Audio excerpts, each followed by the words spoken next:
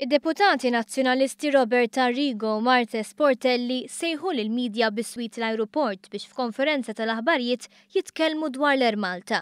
Iżda l-mistoqsija sempliċi ta' kemm kellha dejn il-kumpanija meta l-Partit Nazzjonalista spiċċa mill-Gvern, Portelli qalet bis-sekk. Għandek ċifra imma? ċifra hawnhekk m'għandix. Robert Arrigo li hu l-kelliem għall-Oppożizzjoni dwar it-turiżmu li kien assistent parlamentari fil-Ministeru tal-Finanzi fil-leġislatura li għaddiet ukoll ma kienx kapaċi jwieġeb. ċifri li qed joħorġu llum huma ċifri fil-gazzetti. Fid-dawl li tul il-konferenza tal-aħbarijiet der li rid jagħti x'jifhem li dwar l-Air Malta jafx qed jgħid irġajna tlabnieh dan il-fatt sempliċi.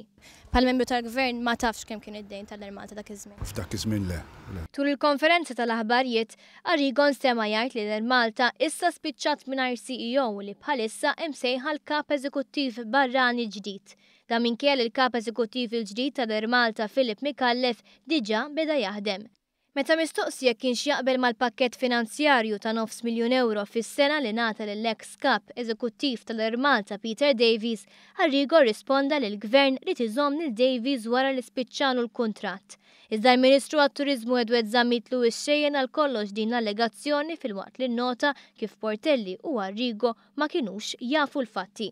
Onorevoli Arrigo, ma nafx minn fejn ġaba din li qal smajta jiena wkoll ngħidlek il-verità. Kont skanta dwarha, però l-Onorevoli Arrigo u stess f'April tas-sena 2013 kienu stess illi kritika l-amministrazzjoni ta' Davies u kritika lill Partit Nazzjonalista illi mexxa Peter Davies l-Air Malta.